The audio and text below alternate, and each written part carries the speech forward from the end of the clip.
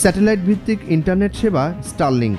এপ্রিলের দ্বিতীয় সপ্তাহে বাংলাদেশে চালু হচ্ছে এ ধরনের ইন্টারনেট সেবা। তবে স্টারলিংকের সেবা শুরু হওয়া নিয়ে আছে মিশ্র প্রতিক্রিয়া। কারণ জুলাই অভ্যুত্থানে ইন্টারনেট বন্ধ করে বিশেষ সুবিধা নিয়েছিল পতিত ফ্যাসিবাদ সরকার। তাই ভবিষ্যতে সরকারগুলো যাতে কোনো অজুহাতে ইন্টারনেট বন্ধ করে দিতে না পারে তা নিশ্চিত করতেই স্টারলিংককে বাংলাদেশে আমন্ত্রণ জানানো হয়েছে বলে জানান অন্তর্বর্তী সরকারের প্রধান উপদেষ্টা ডক্টর মোহাম্মদ ইউনূসের প্রেস সচিব শফিকুল আলম। শফিকুল আলম জানান, গেল ১৬ বছরের শাসনামলে বিভিন্ন সময়ে ইন্টারনেট বন্ধ করে দিয়েছে শেখ হাসিনার একনায়কতন্ত্র।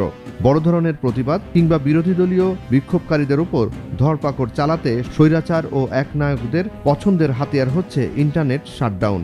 এতে দেশের হাজার হাজার ফ্রিল্যান্সারকে আক্রান্ত হতে হচ্ছে। তাদের কেউ কেউ চিরতরে কাজ হারিয়ে ফেলেন বলেও জানান তিনি। প্রধান উপদেষ্টার প্রেস সচিব জানান, বাংলাদেশে স্টারলিংকের আসার অর্থ হচ্ছে ভবিষ্যতে কোনো সরকার ইন্টারনেট পুরোপুরি বন্ধ করে দিতে পারবে না। অন্তত নতুন কোনো ইন্টারনেট বন্ধের চেষ্টার আঘাত বিপিও ফার্ম, কল সেন্টার ও ফ্রিল্যান্সারদের ওপর আসবে না। গেল ১৩ ফেব্রুয়ারি স্টারলিংকের মালিক ইলন মাস্কের সাথে ভিডিও কলে আলোচনা করেন অন্তর্বর্তী সরকারের প্রধান উপদেষ্টা অধ্যাপক ডক্টর মোহাম্মদ ইউনূস। এতে ভবিষ্যৎ সহযোগিতার ক্ষেত্র তৈরির পাশাপাশি বাংলাদেশে স্টারলিংক ইন্টারনেট সেবা চালুর বিষয়ে বিস্তারিত আলাপ করা হয়। ওই সময় বাংলাদেশে স্টারলিংক সেবা চালু করতে ইলন মাস্ককে বাংলাদেশ সফরের আমন্ত্রণ জানান ডক্টর ইউনূস। এ ধারাবাহিকতায় ২৩ ফেব্রুয়ারি মার্কিন এই ধনকুবেরকে চিঠি দেন ডক্টর ইউনূস। সেখানে প্রধান উপদেষ্টা বলেন, একটি সুন্দর ভবিষ্যতের জন্য আমাদের যৌথ ভিশন বাস্তবায়নে চলুন আমরা একসাথে কাজ করি। বাংলাদেশে স্টারলিংকের সংযোগ দেয়া হলে তরুণ উদ্যোক্তা, গ্রামীণ অঞ্চলের ঝুঁকিপূর্ণ নারী এবং প্রত্যন্ত ও সুবিধাবঞ্চিত মানুষের উপর যুগান্তকারী প্রভাব পড়বে। প্রযুক্তি বিশেষজ্ঞদের অভিমত, স্টারলিংক বাংলাদেশে এলে দুর্গম এলাকায় খুব সহজে দ্রুতগতির ইন্টারনেট সেবা নিশ্চিত করা সম্ভব হবে। ফলে ইন্টারনেট সেবার ক্ষেত্রে গ্রাম ও শহরের পার্থক্য কমে যাবে।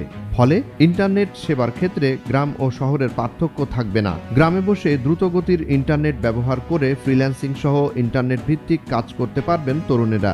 দুর্যোগের পর দ্রুত যোগাযোগ স্থাপনে স্টারলিংক বড় ভূমিকা রাখবে বলে আশা করেন বিশেষজ্ঞরা।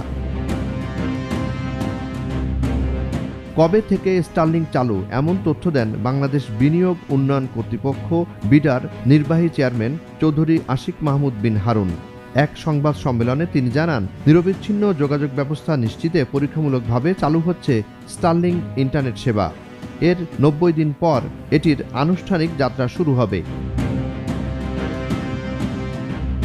আশিক মাহমুদ জানান, ৭ এপ্রিল থেকে ঢাকায় ৪ দিনের বিনিয়োগ সম্মেলন শুরু হচ্ছে। তবে সেই সম্মেলনের আনুষ্ঠানিক উদ্বোধন ৯ এপ্রিল।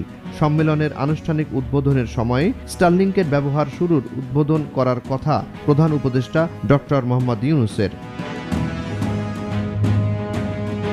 জুনায়েদ আলী সাকি, বৈশাখী সংবাদ।